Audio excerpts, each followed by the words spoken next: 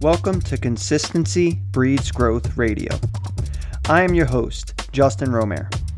Our incredible guest and myself talk about the cutting-edge science and consistency necessary to reach your weight loss, wellness, and performance goals. If you want more information about working with us one-on-one or in a gym setting, head over to consistencybreedsgrowth.com or email us at consistencybreedsgrowth@gmail.com. We will also put links in the show notes. Enjoy the podcast. What's up, everybody? It's your host, Justin Romer, here again for another episode of CBG Radio. Today, we're going to be talking about the difference between muscle gain and fat loss, which one's harder and easier. Some things that either make it hard or easy to gain muscle mass versus make things harder or easier to lose body fat, right? But first, you want to join our free nutrition Facebook page. Okay, we got a great community on there, and you're going to get a lot of free stuff. You're going to get coaching from and be able to ask questions about some of your struggles, successes, and anything else related when it comes to your nutrition, health, wellness, and fitness journey. We're giving out recipes. There's a free DNA sample report on there that you can take a look at. Obviously, you guys know that we try to utilize people's DNA for our customized nutrition plans. And there's our free macro cheat sheet. And we also do monthly challenges on there. And through those monthly challenges, you can win many prizes, right? So if you want to join that Facebook page, just go to www.facebook.com/groups/CBG Nutrition Tribe. Or just send me a DM. I'll send you the link and you can go ahead and join. So today we're talking about what's easier, what's harder. Is it to gain muscle mass or is it to lose body fat? Okay. I'm sure most of you have your answer if you've seen the title of this, and you've guessed which one is correct. So I want to start, I'll give you guys the answer, but I want to start by saying that it does become more difficult for both as you either gain or lose more of whatever that tissue is. So for example, as you gain more muscle mass, it becomes more difficult to gain muscle mass, okay? As you lose more body fat, it becomes more difficult to lose body fat. So I just want to put that out there. Everyone has their own individualizations, genetics, training regimens, and things that they do to prioritize either one of these, and it could be harder for one individual versus another. However, as a general principle, okay, it's typically harder for folks to gain muscle mass than it is to lose body fat, okay? This doesn't mean you should shift your goals around or whatever. If your goal is to gain muscle mass, you should still continue to do so, right? Just because it's harder doesn't mean we stop. So that they know that their actions are resulting in progress, okay? And they're not understanding that the progress needs to be slow, how slow it needs to be, and what things could be affecting their muscle mass growth versus helping it. And then also for body fat. So muscles are essentially, there's 600 different muscles in our body. They typically make up to 1/3 to 1/2 of our body weight, including connective tissue, and they basically bind us together. Okay, they hold us together, and that's whether or not bodybuilding is your hobby, and you constantly need to pay attention to them because the way you treat them on a daily basis basically determines whether they grow or stay the same. Okay, so let's take, for example, you're standing in front of a door and you want to open it, all right? And you're ready to pull the door open. Your brain and your muscles are poised and ready to help you achieve this goal. So the brain sends essentially a signal to motor neurons in the brain or into your arm, right? Motor neurons inside your arm. And then when they receive this message, they fire, causing muscles to contract and relax, which pulls on bones in your arm, generate the needed movement, and bigger challenge becomes basically when the brain needs to get involved. Okay, so the bigger the brain signal grows and the more motor units it rallies to help achieve the task, the harder it becomes. Okay, so basically the more the weight, the more motor neurons need to be recruited in the arm to achieve the given task.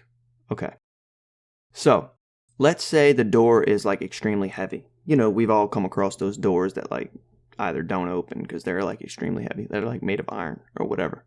Basically, to be able to generate enough tension to pull it open, your brain needs to appeal to other muscles for help. So you plant your feet, you tighten your belly, tense your back, and generate enough force to yank it open.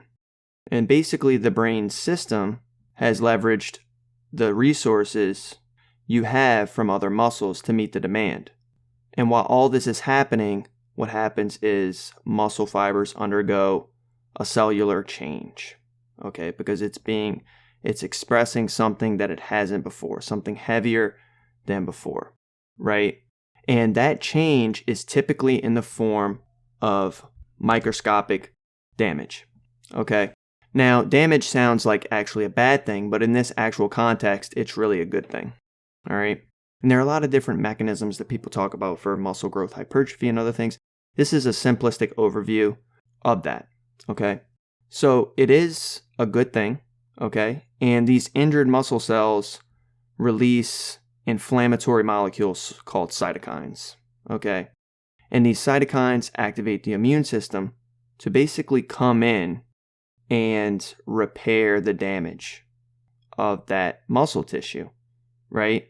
And when that muscle tissue is being repaired, it grows, okay? So the greater the damage to the muscle tissue, the more your body will need to repair itself. And the resulting cycle of damage and repair eventually makes the muscles bigger, makes them stronger, and as they adapt progressively greater demand, since our bodies have already adapted, it results in muscular hypertrophy, which is same as saying muscle growth. Okay, so you have to give your body a reason to change. All right, so by saying that, I'm saying that we've already basically adapted to everyday activities. So you're not going to gain muscle mass by petting your cat on your couch, because our body's already adapted to that stimuli and that change. You petting your cat doesn't overload the system in any way. So this is why muscular hypertrophy is very difficult. And after gaining some muscle mass, it becomes even harder to gain more because you have to do harder things. Okay, so you have to produce more stress than you've already adapted to, right? So another thing that needs to be addressed when it comes to overall muscle mass or gaining more muscle mass is our diet, right? So it's really cool to be in the gym and to be lifting heavy weights and to be lifting heavier and heavier each week or each month that we're in the gym, right? However, the muscles rely on more than just activity, right? It relies on proper nutrition, it relies on hormones, and the rest of your body, right? So you need to be able to accurately recover or appropriately recover from the training stress that you put yourself under. So some people will be in the gym and they cause all this damage to their muscle cells, and imagine, molecules going in there repairing that muscle damage, but they aren't resting enough to fully repair that muscle damage. Okay, so that's the training component. The nutrition component is that you need adequate levels of protein. 0.7 to 1 gram per pound of body weight is typically a good rule of thumb for people that are trying to preserve or gain muscle mass, right? There are a host of other factors, but these are the main three. Make sure that you're creating muscle damage through lifting heavier and heavier weights or higher repetitions. You need to be also, with your nutrition, taking in enough protein. And you also need to make sure that you're sleeping adequately so that you can repair that damaged muscle tissue so that it grows. All right. So some people are better at repairing muscle damage than others because they have the immune reactions that they need from the cytokines for, molecules to come in and repair the damage. That's just a genetic lottery thing. So some people are going to be better at that. But you can control eating and resting enough to make the necessary adaptations that you want, right? So it's all possible. It's definitely something that is harder than losing body fat. So we typically have fat cells in our body. Those fat cells can either store fat or they can release fat, and that's typically why. So look, these are my thoughts. You guys, thanks for listening to the podcast today. If you enjoyed this micro podcast, post it today. Check on Thursday and get our full episode. It's going to have a lot more details. It's going to go through all of this information for you guys. Look, this is a great episode to take notes on. Please let me know your thoughts. Love you guys. Join the Facebook page, and I will talk to you guys soon. Peace.